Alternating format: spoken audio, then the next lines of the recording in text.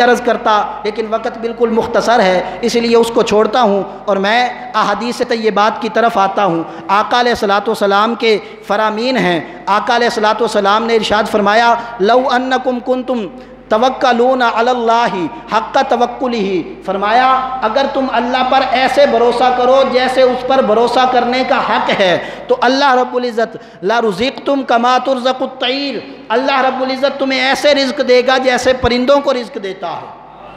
پھر آقا علیہ الصلوۃ والسلام نے فرمایا، حل تنصرون وترزقون، یہ صحیح بخاری ہے، حل تنصرون وترزقون الا بدعفائکم، فرمایا غریبوں اور کمزوروں کو بوجھ نہ سمجھا کرو، تمہاری مدد اور تمہیں رزق انہی کے صدقے دیا جاتا ہے۔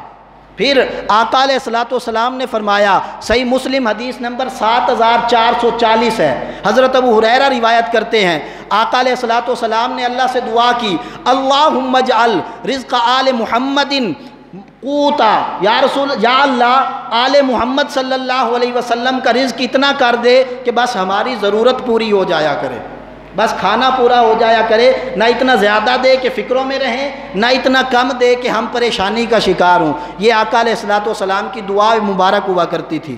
لیکن آقا علیہ الصلوۃ والسلام نے اپنی امت کو کسی معاملے میں بے یار و مددگار نہیں چھوڑا، ہر معاملے میں آقا علیہ الصلوۃ والسلام نے ان کی مدد فرمائی ہے۔ حضور علیہ الصلوۃ والسلام نے ارشاد فرمایا، اور اولیاء اللہ اس بات کو بڑے تواتر سے بیان کرتے ہیں، اور یہ چیز آقا علیہ الصلوۃ والسلام کی امت کے لیے بہت بڑی شفقت ہے۔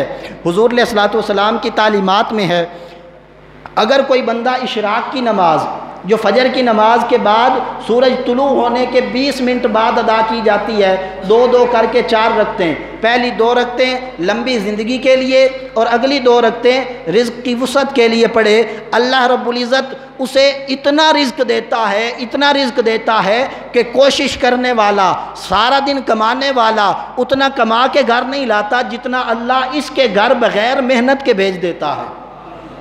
اور پھر اس کی فضیلت یہ ہے، جو بندہ اس نماز کو پڑھتا رہے اسے مقبول حج اور عمروں کا ثواب ملتا رہتا ہے۔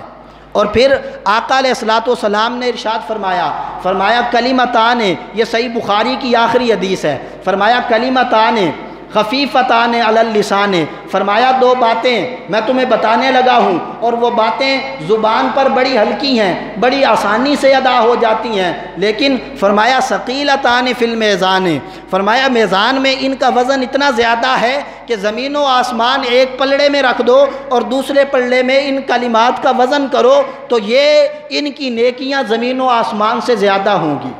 پھر فرمایا محبوبتان الی الرحمن، یہ کلمے اللہ رب العزت کو بڑے پسند ہیں، بڑے محبوب ہیں۔ یا رسول اللہ ان کلموں کی فضیلت کیا ہے؟ فرمایا اللہ ان کے صدقے سے مصیبتیں ٹال دیتا ہے، اور کل اولیاء کا اس بات پر اتفاق ہے اس حدیث کی تشریح میں کہ ساری روئے زمین پر جتنے مومن اور کافر رہتے ہیں اللہ رب العزت سب کو جو رزق دیتا ہے وہ ان کلمات کے صدقے دیتا ہے۔ وہ کلمات کیا ہیں؟ وہ کلمات ہیں سبحان اللہ و بحمدہ سبحان اللہ العظیم، آسان سے کلمات ہیں، سبحان اللہ و بحمدہ سبحان اللہ العظیم۔ جو بندہ صبح و شام ان کلمات کو پڑھتا رہتا ہے اللہ رب العزت اس کو وہاں سے رزق دیتا ہے جہاں سے اس کا وہم و گمان بھی نہ ہو۔ اور اگر کسی بندے کو اس چیز کی اجازت چاہیے کہ جی اولیاء اللہ کی اجازت ہو تو پھر بندے کو بڑا زیادہ اثر ملتا ہے، تو اولیاء کی اگر اجازت چاہیے تو سلسلہ محمدیہ ادریسیہ کی طرف سے محترم شیخ صاحب نے اس کی اجازت پوری امت مسلمہ کو عطا فرما رکھی ہے۔ ہر بندے کو اس کی عام اجازت ہے، وہ پڑھے انشاءاللہ العزیز اس کے معاملات میں نرمی ہو جائے گی۔ پھر اللہ رب العزت کے حبیب نے ہمیں بتایا ہے کہ فرمایا لوگو اللہ کی راہ میں صدقہ کر دو، تم 1 دو گے اللہ تمہیں 10 دے گا۔ حضرت رابعہ بصری تھی، وقت اختتام کی طرف جا رہا ہے اس لیے میں گفتگو ختم کرنے لگا ہوں۔ حضرت رابعہ بصری تھی، اللہ رب العزت کے حبیب نے جو تعلیم دی تھی وہ ولیہ تھی، اور ولی کا کام یہ ہوتا ہے اللہ کے نبی کا جہاں پر فرمان آ جائے اس کو دل و جان سے قبول کر لے۔ ولی وہ ہوتا ہے جو اللہ کے نبی کے فرمان کو جھگڑا نہ کرے، خوشی سے قبول کر لے۔ حضرت رابعہ بصری ولیہ تھیں، آپ کے پاس مہمان آ گئے، خادمہ نے آ کر عرض کی 3-4 مہمان آئے ہیں، کو 8-10 روٹیاں چاہیے ان کی تواضع، خاطر تواضع کے لیے، اب کیا کروں؟ آپ نے فرمایا تمہارے پاس کتنی روٹیاں ہیں؟ وہ کہنے لگی میرے پاس تو صرف 1 روٹی ہے۔ حضرت رابعہ بصریہ رضی اللہ تعالیٰ عنہ، آپ نے فرمایا اس روٹی کو اللہ کی راہ میں صدقہ کر دو۔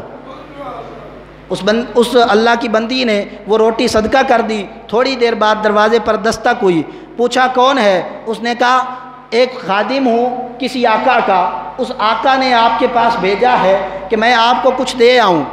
آپ نے فرمایا خادمہ سے وصول کرو۔ جب لی تو وہ 4 روٹیاں تھیں۔ حضرت رابعہ بصری فرمانے لگی، فرمایا نہیں یہ اس کو واپس کر دو، یہ کسی اور کی آئی ہوں گی، واپس دے دیں۔ پھر تھوڑی دیر بعد دستک ہوئی، دروازہ کھولا، لیا، اس میں 8 روٹیاں تھیں۔ آپ نے کھولی، روٹیاں گنی، فرمایا واپس کر دو، یہ بھی کسی اور کی آئی ہوں گی، ہماری نہیں آئی۔ تیسری مرتبہ دستک ہوئی، پوچھا کون ہے؟ کہا ایک خادم آیا ہے اپنے آقا و مولا کا، جس نے آپ کے لیے کچھ تحفہ بھیجا ہے۔ آپ نے فرمایا وصول کرو۔ جب وصول کیا تو 10 روٹیاں تھیں، فرمایا یہی ہماری ہیں، جاؤ مہمانوں کو کھلا دو۔ اب وہ سوال کرنے لگی خادمہ کہ پہلی نے بھی تو آ کر آپ کا ہی نام لیا، دوسرے خادم نے آ کر بھی تو آپ ہی کا نام لیا، آپ نے ان روٹیوں کو وصول نہیں کیا، ان روٹیوں کو کیوں وصول کیا؟ آپ فرمانے لگی اللہ کا وعدہ ہے اس کی راہ میں 1-2 وہ 10 دیتا ہے۔ پہلے 4 تھی، میں نے کہا میری نہیں ہو سکتی، پھر 8 تھی، میں نے کہا میری نہیں ہو سکتی، یہ 10 تھی، میں نے کہا یہ میری ہیں۔ تو اللہ رب العزت پر اگر توکل کریں گے، اللہ وہاں سے رزق دے گا جہاں سے انسان کا وہم و گمان بھی نہیں ہے۔ اور آپ کو ایک آسان سا عمل بتاتا ہوں، آپ جب گھر میں داخل ہوں، یہ آج کا درس ہم نے سورہ شورى کی آیت نمبر 12 تک، سورہ شورى کی آیت نمبر 12 تک کیا ہے۔ آیت نمبر 13 سے انشاءاللہ العزیز اگلے جمعۃ المبارک میں درس شروع کریں گے۔ اس جگہ پر یہاں انشاءاللہ تعالی ہمیشہ درس قرآن ہوا کرے گا۔ آپ کو کوئی بھی رہنمائی باہر سے نہیں، اللہ کی کتاب قرآن سے دی جائے گی، تاکہ ہمیں پتہ چلے کہ اللہ نے ہمارے لیے کتنی آسانیاں رکھی ہیں۔ اب دیکھیں نا، رزق کے معاملات میں انسان کتنا تنگ ہوتا ہے، اور اللہ رب العزت نے اس میں کتنی آسانیاں دے دی۔ اب دیکھیں جب انسان گھر میں داخل ہو، یہ حدیث مبارکہ ہے، آقا علیہ الصلوۃ والسلام نے فرمایا بندہ گھر میں داخل ہو، گھر والوں کو سلام کرے، پھر آقا علیہ الصلوۃ والسلام پر سلام پڑھے، اور اس کے بعد سورہ فاتحہ، سورہ اخلاص 3 بار، قل هو اللہ احد اللہ الصمد لم یلد ولم یولد ولم یکن لہ کفوا احد، یہ عمل کرتا رہے۔ فرمایا اس کے گھر میں رزق کیسے آئے گا؟ جیسے بارش برستی ہے تو پانی جمع ہو جاتا ہے۔ تو آپ یہ اعمال جو قرآن و سنت سے ملتے ہیں